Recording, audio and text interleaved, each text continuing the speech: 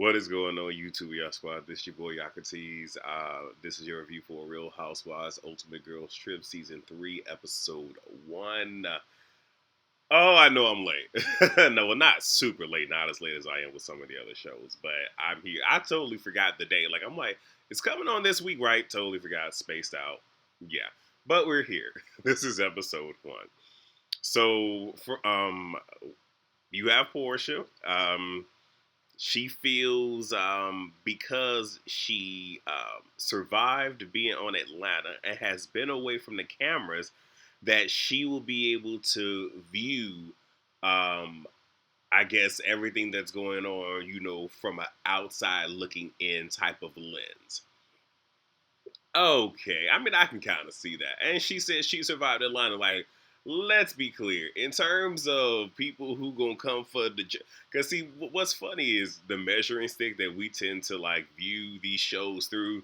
Because when I review these shows, I try to view it from the perspective of the show that I'm actually watching. So some of the, I guess you could say reads or the shade that's being thrown on New York is going to be different compared to Atlanta. So I go accordingly.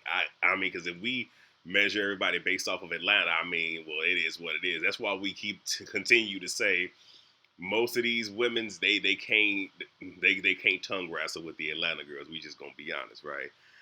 And it appears they have her narrating it, at least the introduction. I don't know if it's going to be throughout because I've just watched episode 1. I'll be watching episode 2 immediately after this. So Giselle calls Candace like she isn't, a fair piece of what. And Candace is trying to, go on this vacation and, not go back and forth with, Neck. Now, it appears, from what I understand, that they did this trip after they wrapped up season 7, but before obviously before the reunion, but before the reunion. So, oh, wait, hell, wait, let me phrase that. They did it after the show wrapped, but before season 7 aired. So Candace really only went off of her interactions with Giselle, but not all of what Giselle had said. So that's why we got different energy at the reunion because they were able to watch the season back and hear all of the other stuff that she had said. So just based off of that, how the finale ended, that's the kind of energy that she's going in there with. Like, okay, I'm not trying to argue with her. Now we see a preview that they gonna have some type of words, so we gonna see what happens there. Heather is in New York with Meredith and Jen. And news broke that she pled guilty, and pretty much 2 days after, now she's on a plane going to Thailand. So Pepsi is their concierge, I believe, and he is a key. He is a key. Gator Man, his own little interview and everything. That boy is a key, and I can tell you he is enamored by a couple of the women. I'm like, go ahead, Pepsi, go ahead. The resort is astounding. It is amazing, beautiful. I'm like, oh my gosh, like my mouth dropped. I was like, that is gorgeous. Like I lives for that. All right. Marisol's stomach hurts. Now look, elephant in the room.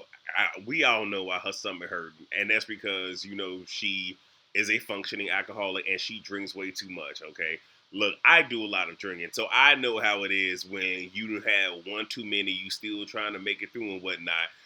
I know what it is. It like the only thing is she's not throwing up her guts. But yeah, and even at one point, Portia has said something to her about mixing the elements, because from what we understand, she's a vodka girl. So, and she don't want to drink no water either. So I don't know what to say, but I'm not gonna sit here and talk about Marisol and her drinking problems. Okay, it look what is understood needs no understanding. So I just want to know what the hell is Marisol gonna give me, other than her being constipated, feeling sick, and being drunk. So we get Alexia, Candace, Whitney, and Heather, and Giselle wearing her producer hat. They're the first ones to arrive, not necessarily in that order, but they're all there. And I say that because Whitney had got there before Heather, Neck was waiting for, Heather to get there so she could grill her about the whole Jen Shaw thing because she knows that she was in New York with her, so this one can give the tea. So Giselle has questions. Candace brings up, didn't she say to you for like a year that she was innocent? And Heather's like, yeah, like she said that, she saw in her family this, that, and the third. And Alexia, and I'm sorry, I forget who, but somebody was trying to figure out why would she plead guilty. Now look, for those of y'all who watch Miami and know who Alexia baby daddy is, yeah, I say that because her response is when you staring down a 30-year sentence, you'll take the 14. 14 seems a hell of a lot more promising than 30. I'm like, yeah, you're right. You ain't gonna tell us how you know that, but at the same time, even with that, has she just because she kept trying to say that she was innocent. Real talk, whether or not if or one I believe that she was guilty, but even if I didn't feel that I was guilty, part of me would want to fight it. But if as soon as I start seeing people turning on me, yeah, no, I'm just go ahead and put what can I cop? Because I feel had she did that earlier, she probably would have got less than 14. But that ain't none of my business. So Leah, Portia, and Marisol arrives. Leah said, I'm sorry. So it's in this moment that, all the girls are now hugging, introducing themselves and whatnot. And then you have Heather saying to Leah, like, how is it going to be with you being sober? I feel obligated to, like, help you out, be there for you. And then Leah, I forget how, like, what the transition was, but Heather brought up Jen, and Leah's just like, yeah, I feel like, you were being manipulated by a narcissist. And of course, Heather is thrown aback and she replies that she's the easy target and she can't help it. So pretty much what this is telling me is you like playing victim. That's what that tells me. Like, chances are you probably do attract these type of people, but you live for it and you thrive for what it's worth and exist in the chaos. So I ain't got nothing else for you. So Pepsi takes them to this spirit house and pretty much wants them, speak what your desires are for this trip, and you got to believe it. Alexia talks to Marisol and in Spanglish, and Giselle says, you know, uh, there's one rule: no Spanish. Now, y'all know I don't see it for ankles. Y'all know I don't. On one hand, I can understand her saying that. If y'all watch Potomac and y'all know how Neck is, y'all know that she likes to play producer. So I'm guessing she feels that she can't truly play producer if she doesn't know what's going on and what's being said around her. But with that being said, that is insensitive as hell. And Alexia and Marisol better than me because you not finna sit here and tell me that I can. No, that's what we not finna do. Okay, we would have had a moment right there in front of the spirit house. Like, I would have said it the hell out. Okay, yeah, you not there. Bring it back. Okay. So we find out Whitney is hosting lunch. So the rooms have been assigned. Portia likes her room. And in her interview, she thanks Bravo saying, "Oh, y'all trying to get me back." And the producer is like, "Yeah, this is Peacock." Like, I don't know how many times we got to tell you, girl. Like, even though, yeah, we're somewhat attached, Bravo, this is Peacock. Whew, y'all know she's something else. So Portia says to Giselle she doesn't know why the fandom believes that she and Candace are going to, have it out. We all know why. Candace, Whitney, and Leah are in another room and they're talking about, the cousins drama. And Whitney says that they have swept stuff under the rug. She doesn't get the same loyalty as Jen. Understandable. Now, one thing I'm going to say is because I don't really give too much of a damn about what they have going on because it's just a lot. I just need for Whitney to get to a place where she understands just because somebody related to you don't mean they family. And and again, Maya Angelou said the best, when somebody shows you who they are the first time, because people love to leave out first time, believe them. And then you were friends and then found out that y'all were related. So y'all don't really have that familial bond. Like, it ain't even that dang on serious. But again, hey, boo boo, do you? Candace says, she and that are good. And she lets the girls know don't trust her.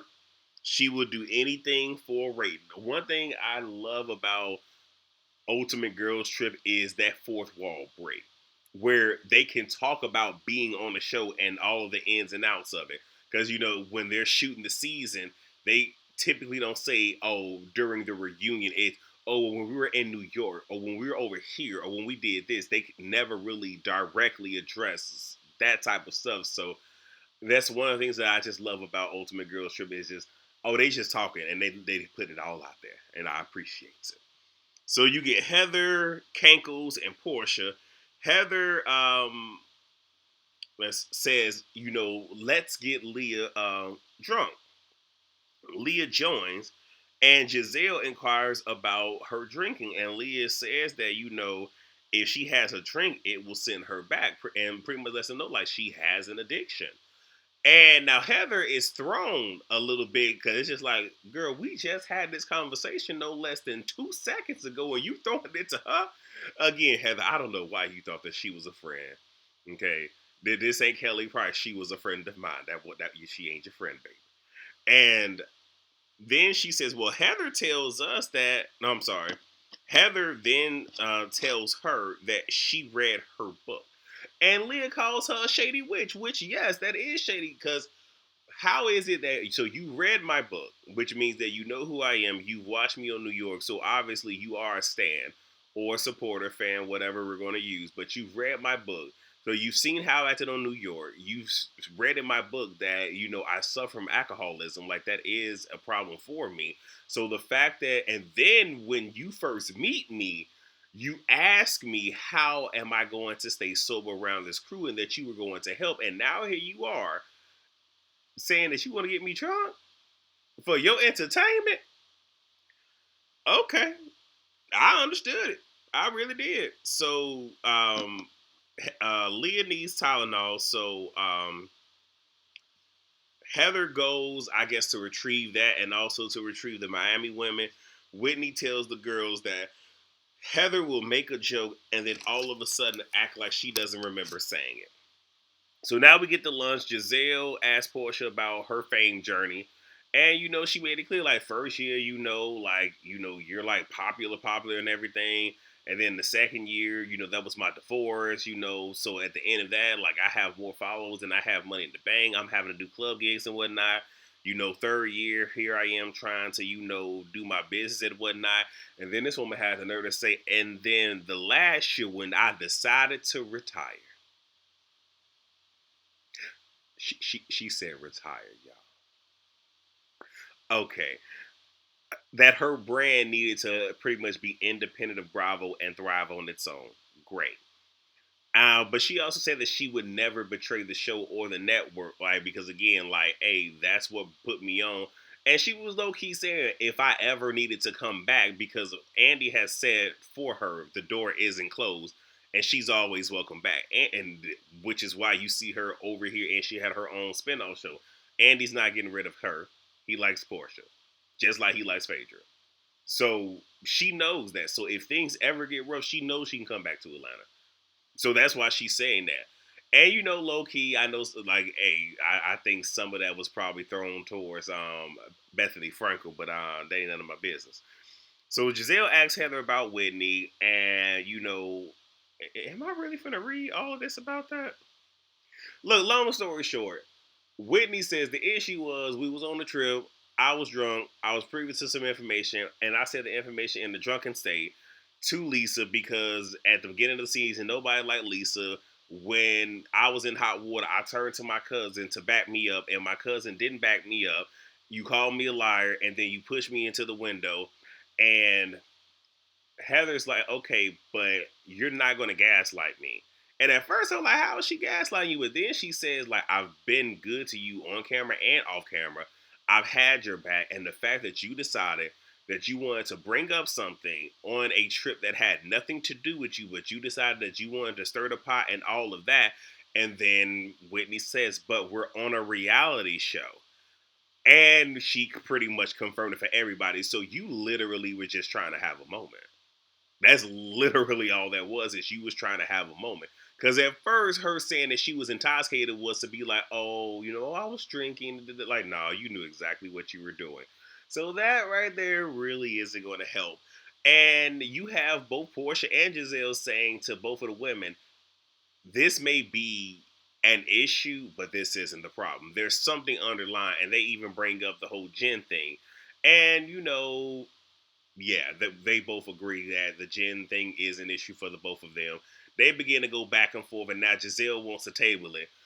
But you just created this whole dang on thing, but now that you bored with it, you want to table it. And again, it's fun. Now, it's one thing for this group to just let it happen. I'll be wondering how the hell the women of Potomac let this happen and don't say nothing. Again, none of my business. All right, so Pepsi is asked his first impression of the women in his own interview. And I mean, he's pretty much spot on about a lot of his first impressions. But again, when I tell you, I think he wants to take down both Portia and Whitney. I'm just saying. Candace is running late for the dinner, so Giselle texts her, but then pretty much makes the executive decision that we leaving. Um, so in the van, Giselle, Portia, Whitney, and Leah are talking, and Leah pretty much shares that what Heather said when they first met. Like during that one scene, and Whitney shares that look, Heather, said that when she first met Portia, that Portia had 7 million followers, and that she was going to room with her, pretty much saying that Heather is only going to do something if it benefits her and if it's going to boost her social status on social media. And then says, but it will be funny if at dinner she says she doesn't remember any of what she said to you. This is the second time that Whitney has echoed that. So at the dinner, Alexi and Marisol are speaking to each other in Espanol, well, Spanglish more or less, but still Espanol. And it was more or less the whole, what are you like? Because Alexi is concerned, like, what are you drinking? I know you're not gonna sit here and having a drink. Like, drink some water. Like, that was that conversation. And Giselle is just like, we're not going to do that. And again, I'm sitting here just like, mm-mm, mm-mm, mm-mm. I still don't like it. Candace arrives and the heel of her shoe gets stuck in a crack and she can't get it out. Baby, she kicked off her shoe like she was Auntie Patty and just said that. I thought that was funny. The Miami girls, speak in Spanglish yet again. And Candace goes up for it. She was like, I love it. And Giselle gets mad like, but you not mad? Like you don't think they talking about it? Candace is like, if they are, I'ma see it when this whole thing play back and then I go after it. Like, it ain't that big of a deal. Like, what are you so insecure about? Because again, at one point I think she is trying to produce a show, but I don't think it's just that. I really don't. All right, and look, and I do kind of understand it because yes, I have worked at a job where that was happening, where there were people who were speaking in Espanol, and they were speaking derogatory, like speaking negatively about some of us. I don't speak Spanish fluently, but one of my coworkers who's African American as well, he does, and he had even walked up to them, and I was ear hustling, and he was just like, "Yeah, y'all need to stop that. Like, don't like." Y'all think people don't know what y'all saying, but I know what y'all saying, and that's not cool. Oh, he had them shook. That was so funny. But back to this. So now Giselle wants to play a game of impressions. So tell what your best first impression of somebody was and your words. And look, Candace clocked it just like we did. Like, okay, you hit with the mess, and it seems like that's going to be Giselle's mo every time they sit down. She kicking off something. Which again, cool. It gives us something, but it's not organic. And it's real force. And I really wish that some of the women would just sit here and give it back to Giselle. Like, I really would. But anyway, So Giselle starts and says that like Leah, she loves her directness. Like when she first met her, she was real meek and whatnot, but then she came in and like pretty much set it off, told people what it was, and she loves that. Then she turns to Heather and says, pretty much when they had a pre-trip conversation, she thought that she was real direct, this, that, and third, but you weren't that way with Leah. And you can tell that, that Heather's just kind of like, so you really just gonna sit here and tell all of my business? But again, I don't know why you decided to trust somebody with a bad wig. I mean, look, the wig alone should have told you not to trust them, but okay. Um, let's see, where am I at in my news? So then Leah shares with the group that initial conversation, and Heather's like, I don't remember saying that, baby. Leah said, roll the tapes. It reminded me of King Yoda reunion. When they had Grandmaster Zodiac on there, she like run this baby, that tickled me. It really did. I was like, come on now. And they wrote it back for us. Right. And she's like, I really don't remember that. And then Leah said, Whitney said you would say that. We was like, well, thanks for throwing me under the bus.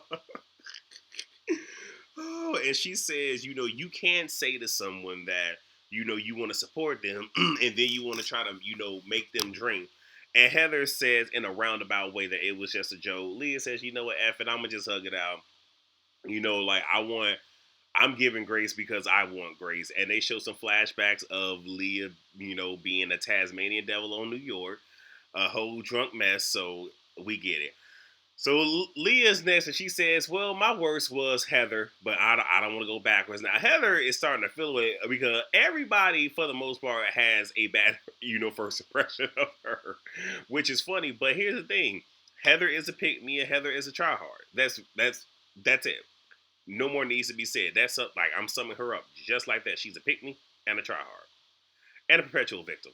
Anyway, but then she says, but her best was Portia because she thought that she'd be a witch, but she's not.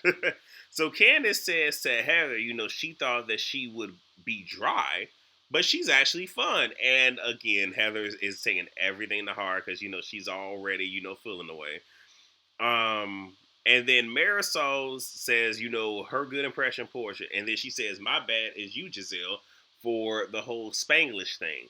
And it's clear in this moment that Giselle sees like, okay, because now she has to do damage control. Because now she sees like, oh snap, oh snap. She's not dumb. She's not dumb. Now she doesn't always know how to get her words straight, but she's not dumb. Okay, I'll give Giselle a little bit. And she pretty much says that she's self-conscious because her daughters are fluent in Spanish, and they tend to speak Spanish in front of her, talking about her. And they show a clip, but that really didn't support anything. But okay, and I'm not saying her kids don't do it, but I feel that was just something for Giselle to say to get them up off her back. And I can't wait to see. Because some people, but I can't wait to see like what the backlash is. Because I'm pretty sure she's getting drug over that. Because you can't say that. I mean, you can, but there's consequences. Alexia says to Neck that she feels that she asks questions, so she doesn't have to talk about herself. And Candace is giving her that mm-hmm. And then Giselle says no, because people ask me questions. I say ask and I'll answer. See, now me, I'm messy and I'm petty. Because I would have been like, so I heard at reunion season 5 when Monique brought out the bind that you had a whole breakdown, but they ain't show. Oh, I would have went there. Like you ain't finna get started asking me. I'm finna ask you questions. Then come on, let's go. Again, y'all know I'm petty. I'm messy. So Whitney says that she thought that she wouldn't like Candace at first, and it was because of her body shaming Ashley. And they showed the clip of, when she said, you brought your wide body in. And it was the whole thing of, we're on a trip. You literally came in, dropped a bomb just for you to leave. So you popped the grenade and now you're going to go, leaving us to pick up the pieces. So, and again, and that's what she was saying. You came in here with your wide body, then you left with your breast milk. Yes, it's a dig. Was she body shaming? Yeah, pretty much. Okay, wow. But look, They going at it, and we not finna sit here and act like Ashley ain't said worse, but this really is truly not about Potomac. And I'ma just sum all this up. Well, because Candace was saying that she felt like Ashley was weaponizing her pregnancy, and in some ways was reverse mommy shaming her. I don't know about the reverse mommy shame, but again, I can't tell somebody what their feelings were. I just don't see that. Y'all know I like Candace, but I just don't see that. And then you have Portia trying to tell her from a viewer standpoint how she felt. How you gonna tell her how she felt? What? Anyway, Candace just said, no, I said it because she was being mean, so I wanted to be mean. And then Candace giving her a nasty old death step. And then they show us what's coming up in this, in the season. And yeah, I mean, the scene is broke up because a bug flies in, and all the girls felt the dang on way about this bug and whatnot. And we didn't even get a Housewives After Dark. Weird. But that's it. That's my review. I gave y'all a lot. I didn't think I was gonna give y'all this much, but I did. So, I guess it's time for me to watch episode 2. So, rate, comment, subscribe, and share, and I will see y'all next time.